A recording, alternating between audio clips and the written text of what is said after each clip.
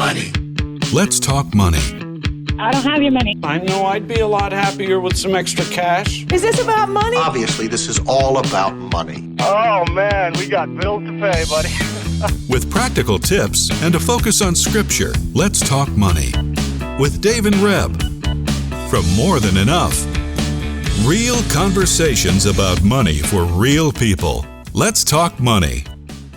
Are you ready to talk money, Reb? I'm ready to talk money. I'm almost ready to talk money. I just You've realized. been ribbing me this morning, and I am just not happy about that. Okay, so give me. I know I want to punch you. It's just light punches. Just light punches. Yeah. There was a threat this morning before we came on the show that you might want to punch me. So here you go. There you go. Just love taps. Just love taps. Smarten up. Welcome to the show. This is the show where Dave and Reb and talk our about daughter money. is our guest this morning, and she's shaking her head and like rolling eyeballs. Yes, welcome to the show, Hope. Yeah, welcome to the you. show. Thank Thanks you for for being here. Thank you Yes. for having me. Not only is Hope our daughter, but Hope works with us in the background doing some stuff inside the business. So I'm going to make the disclaimer right now. She has no illusions that this will be a long-term profession. But we're really happy to have you here because you know, sometimes we talk, and this is the topic of the show, is we talk, or one of the big questions we get is how do we do money in this environment with all the technology and all that's in? So we're going to tackle that today. And we thought we got to bring somebody younger into the show to do that. And here we are. So before we get going, let's just back up and do some housekeeping. So today's show is sponsored by More Than Enough. Thank you, Rebecca. You're welcome. That's good. Thank you, Dave. Thank That's you, very Dave. good. Yes. Okay. And when we talk about the sponsors, I know I've said this before, but we could not do this show without you listening, you who are with us listening, and also people that we partner with who say, hey, we want to support you financially and in doing the show.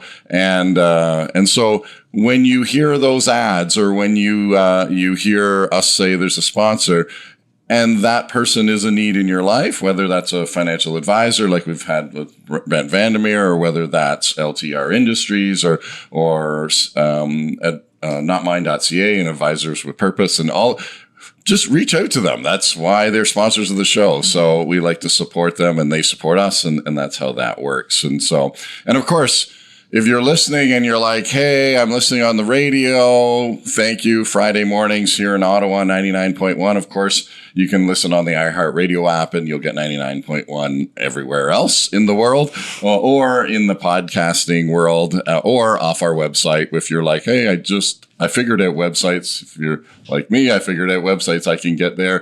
morethanenough.ca, notmine.ca, and chri.ca. So that's how you can get us on with the show. On with the show. You actually chose. So we don't want you to turn the radio off. You're wondering why does this beautiful young woman sit in our midst today? You know, because she's our third born child. And as Dave's already said, we actually asked you to investigate some tools, because often people talk to us about, what app do you recommend? Is there an envelope system out there that's virtual? Blah, blah, blah. And so you did some of that research for us, and we're going to talk today about that. But you had a scripture verse that you were thinking about, because we like to talk about the wisdom of the Lord on the show. So what were you thinking? Yeah, so Luke 14, if you want to go to Luke 14, you can. Before we get there, one of the, and like Reb said, you know, this is a question that gets asked all the time. You know, in our world, we have this little acrostic. We say financial awareness creates empowerment. And really that first piece is where we are, financial awareness. How do we stay financially aware? And I'm going to burst a little bubble. You know, and Luke 14, Jesus is actually bursting a few bubbles. So it connects even to our verse. Okay. So, you know, the bubble I did not know Jesus burst bubbles. Yes. So the myth is I'm that just kidding. I will actually, you know, my finances will finally get to a place where I don't have to do anything, where I don't have to manage it, where you know, that's the arrival, right? And a lot of, again, a lot of people when they come to me is just like, hey, where do I get to the place where I don't have to manage my money, where it's just managing itself? Guess what? You will never get there. In fact, if that's your end destination, stop it right now, because you're never gonna get there, right? I know we should unless you're rich enough to hire someone to manage your money. Even in that, you're gonna have to manage a person now. Oh my goodness, right? And then you'd have to have a great deal of trust. But I mean, like, we should pause and just have a moment of silence for folks who were hoping that they'd arrive there. Okay. Moment over. Oh, moment over. Yeah, there's and of course, we want to encourage people today, right? So what is your encouraging verse? So this is, Luke chapter 14. We start at verse 26, and there's a big crowd around Jesus, and there's lots of excitement, and lots of stuff has happened. And then Jesus says this. He says, if you want to be my disciple, you must, by comparison, hate everyone else. Your father, your mother, your children, your brothers, your sisters, yes, even your own life. It's like, okay, there's the bursting of the bubble. We all love to go, okay, and they're all following Jesus. And Jesus says, if you want to be my disciple, you got to love me more. That's what he's saying. And then he says in verse 27, and if you do not carry your own cross and follow me, you cannot be my disciple. So he's kind of setting it up, bursting the bubble for people. And then he says, but don't begin until you count the cost. And this is what we want to talk about today, is what are the tools that we can use to count the cost with finances for anyone who would begin a construction of the building without first calculating the cost to see if there's enough money to finish it. Otherwise, you might complete only the foundation before running out of money, and then everyone else would laugh at you. I don't want anybody else to laugh at you, okay? And this is what Jesus is saying. And then they say, hey, the people would say there's a person who started building that building but couldn't afford to finish it. Or what king would go to war against another king without first sitting down with his counselors to discuss whether his army of 10,000 could defeat an army of 20,000 marching against it? And if he decides that he can't, he's going to go sit down with that and decide and discuss terms of peace while the enemy is still far away. And so, again, I'm using this verse in the context of Jesus saying, listen, it's a good thing to get aware. It's a good thing. And we're of course connecting it to finances and saying, and you know what? We have just used this verse on another show. Wow. So obviously there's some message we're supposed to be getting. Yeah. Cause as you're reading it, I'm like, I'm sure we talked about this verse with Ray in the last few weeks. Okay. Luke chapter 14. Yeah. So obviously. And the planning part, there's a lot of planning that does take place. Mm-hmm. So we want to talk about that. We want to talk about a tool that can help us plan. But of course, David, I hear you ringing in my head all the time. I'm always quoting Dave, and he's like, why do you always quote me? Because everyone who you coach and talk to, we hear in our heads, like, a tool is only as good as it can be if you're using the tool, right? Like, right. If you don't use the tool, you can have, I was just saying to Hope, I can have all the greatest apps in my phone, but never use them. And if I'm not using them, they're not going to help me, do my money properly or better or in a way that's helpful for me. So, and a little disclaimer there, just before we get to the summary from you, Hope, in terms of you've analyzed a whole bunch of different tools. And for those of you that are listening, you're going to go, okay, a little bit of information overload. That's why you can listen to the show again and again and again and maybe try them. But absolutely right, Reb. We could pick any one of these tools, and they might work for you. They might not work for you. And that's part of the journey of figuring out what tool it is but there are some standards. There are some things that I think every tool needs to have. So when you need to understand how the tool works, you do, not me, right? Like, we're going to give you the information, but you who are listening need to go, okay, if it's an Excel spreadsheet, if it's an app, I'm going to use cash for everything, whatever the tool is, that is one you need to understand. And sometimes that understanding actually takes some practice. Like, you start a tool, so you might take 3 months or even 6 months with an app that we're going to talk about. Try it out. Don't try it out for a week and say, well, that's not working, unless it's really obvious. It's not, but you have to learn how to use these tools. I think that's super important. Anyway, we're going to dig into this, but I'm just thinking it's so important to know how to use it, because often we have a tool at more than enough. When you take the time to use it, and it kind of jives with you, then it, like, some people really love it.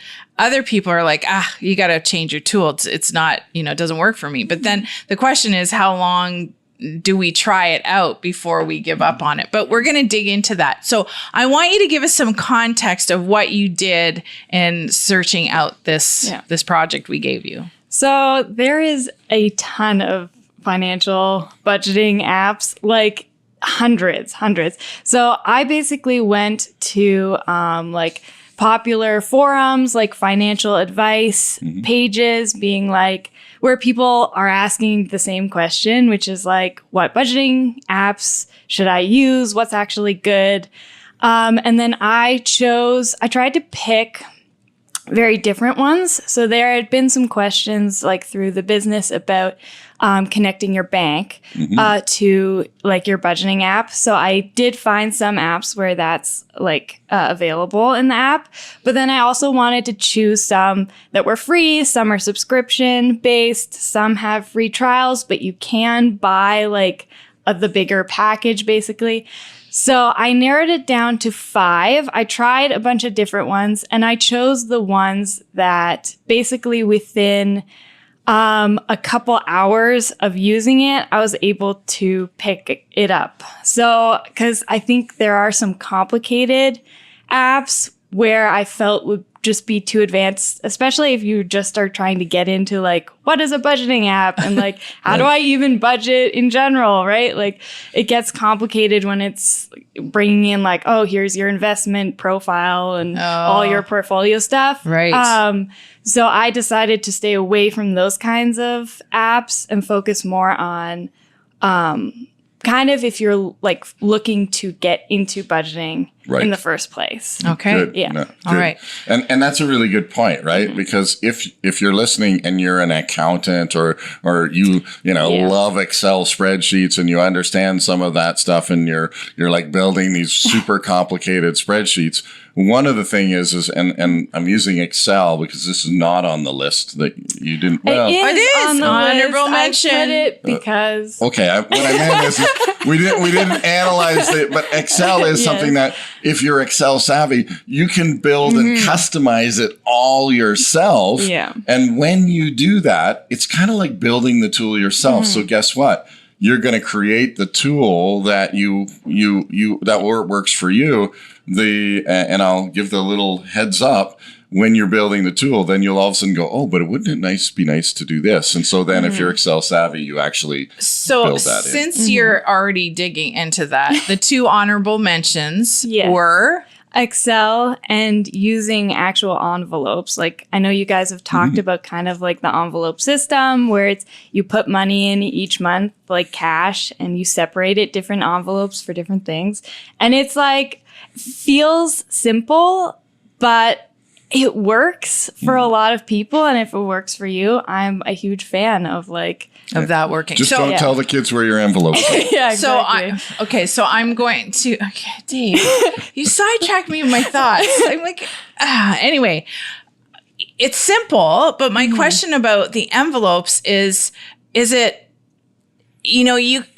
the reason it came up because somebody said, well, I tried cash and I just run out halfway through the month. But so what do you have to have a plan with an envelope system, right? Like, and you have to kind of create your own plan, which may be a drawback for people starting out, but you're getting actual white envelopes. Or Dave did a video, and I'll make sure we put in the show notes with CTV about the cash stuffing. Wallet, cash stuffing.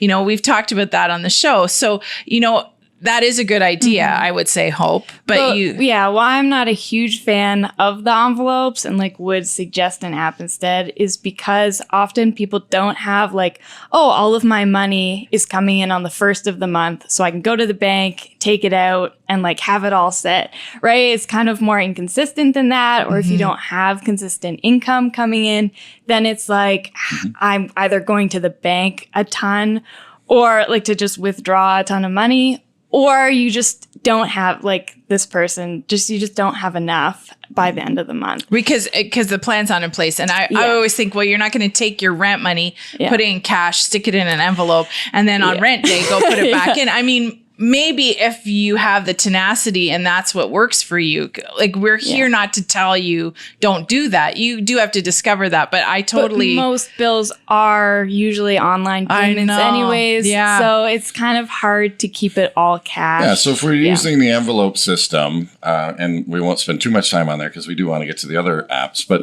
you are going to have that component of these are all of my bills paid online, and then these are the bills that I can actually use the envelope. So it is always some sort of hybrid system that's going to happen in our current culture, simply because there are things that we pay online or there's things that come out of our bank account automatically, right? So you're going to automate or have some automatic withdrawals. That money has to stay in the account.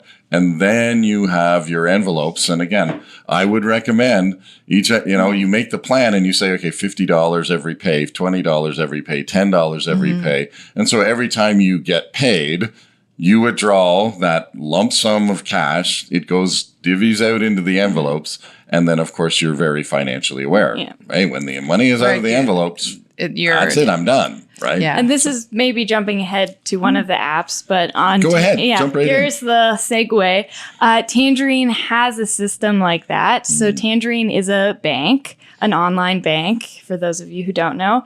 And it connects to like every bank's. And once you get the money in, you can set it up so it automatically takes a certain amount out of your paycheck or whatever money's coming in and sets it into like a savings account or into all these mortgage payments, bills, electricity, or hey, this vacation I'm trying to save for that I'm taking, $20 out of every paycheck that comes in. It'll do that automatically for you. So you have to only set it up once and then it saves it for you. Right. So you don't have to go in and take money out to put it in a separate savings account.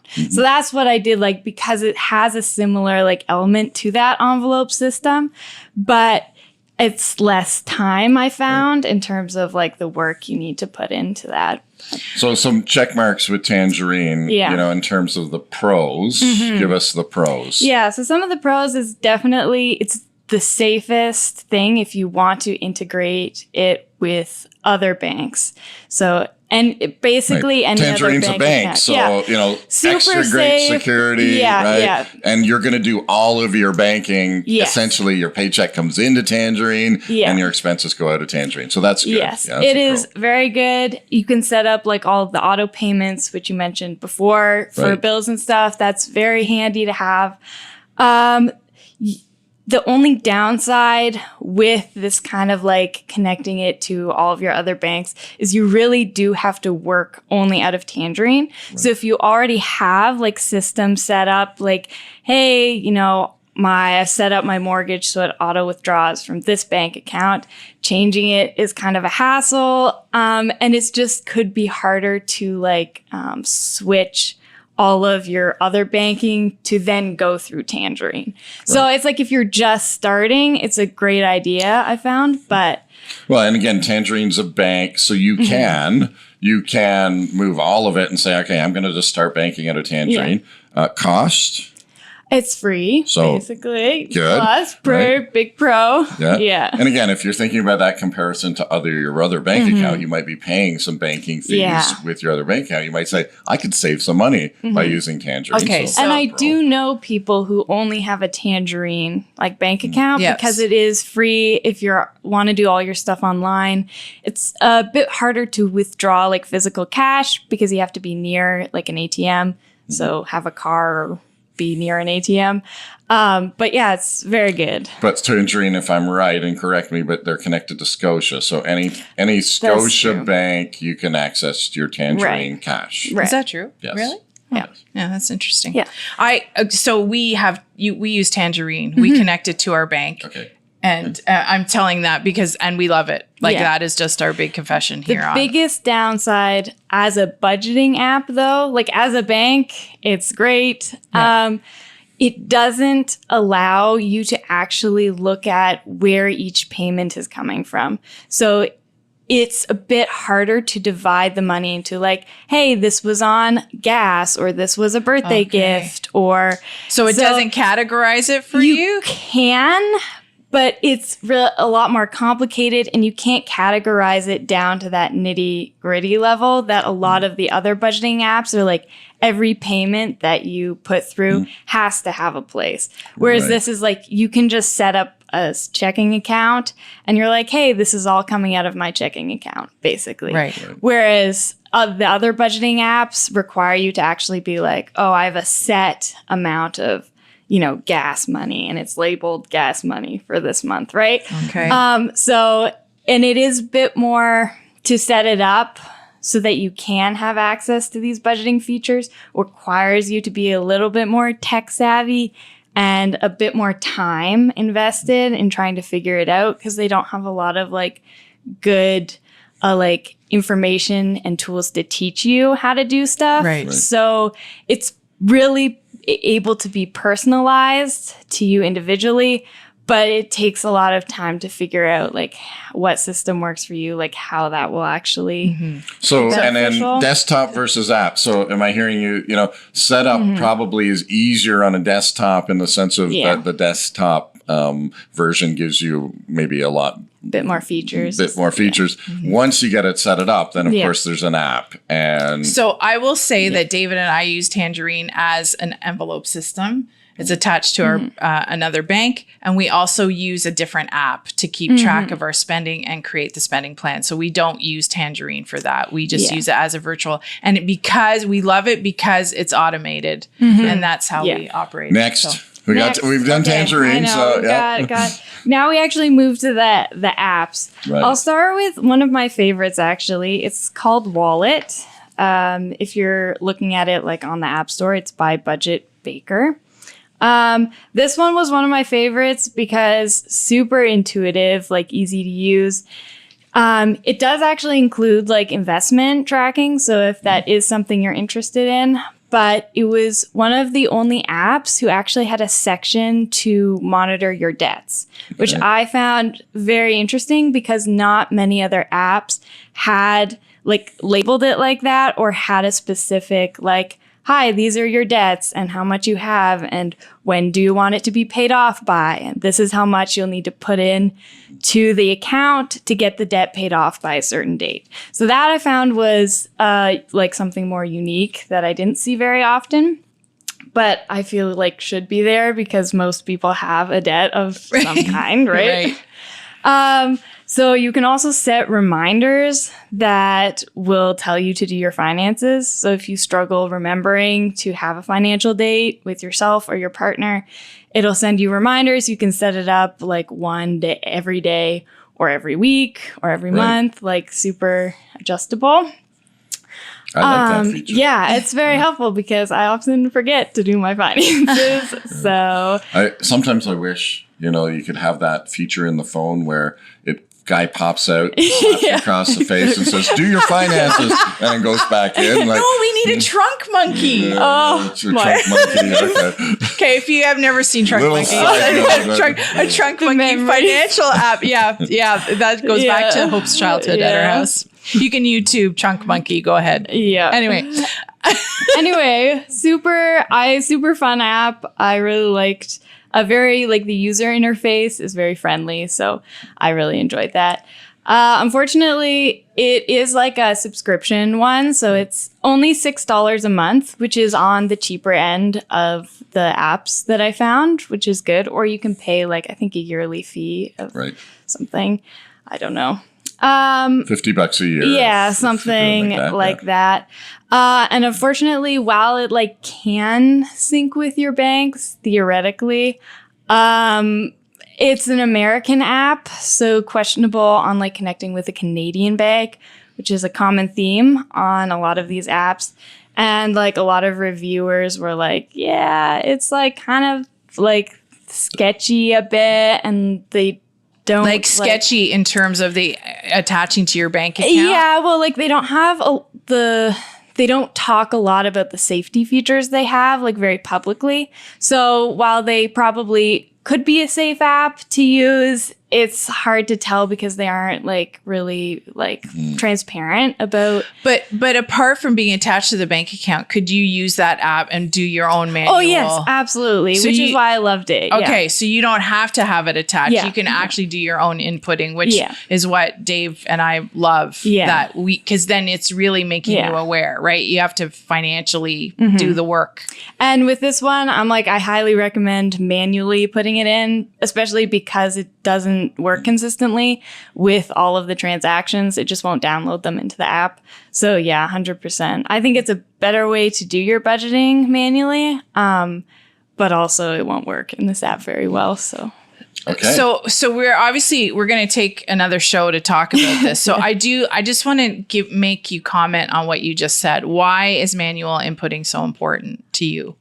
To me, it really makes me face like where I'm spending. Okay. I think automatically having like the money coming in and out when I'm not really seeing it, it also takes more time. So it kind of makes me sit down for even like 15, 20 minutes. I'm like, I want a quick solution, right? I want this app to be something that does it all for me.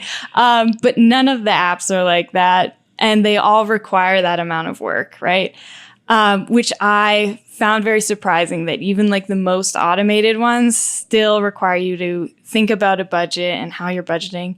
And like the manual input just helps me figure out what works for me. And like, hey, if I'm spending more on food this month, it's like, okay, maybe I need to increase my budget for food in the next month because obviously it's a priority for me. Right. Instead of just being like, oh no, suddenly I have no money for food or I don't realize that.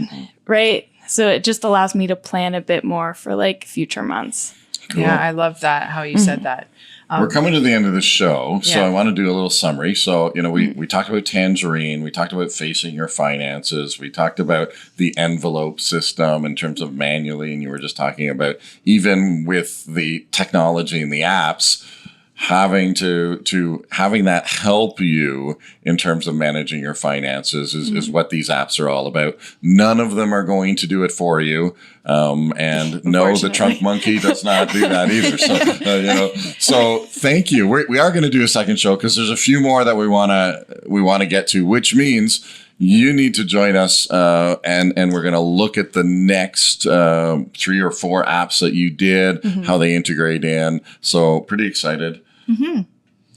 So you I was want just me going to say, you want to pray us out? Yeah. All right, Father, thank you so much for technology. Sometimes it drives us crazy. We get fearful of it, Lord, but we thank you for wisdom that comes with reviews and direction. And Lord, we just ask for your wisdom and that the folks who are listening will know exactly what it is they need to help them track their spending. And I just pray this in your name. Amen. Great. Well, thank you for joining us. Hope we're going to get you back for round 2 because while there's so many more to do, thank you for joining us. And thanks to More Than Enough. Thanks to More Than Enough for sponsoring the show. And join us next week when we talk money. Let's Talk Money is a division of More Than Enough Financial Fitness, where God is transforming hearts and bringing hope for today and freedom for tomorrow. For more information or to comment on today's show, please visit morethanenough.ca.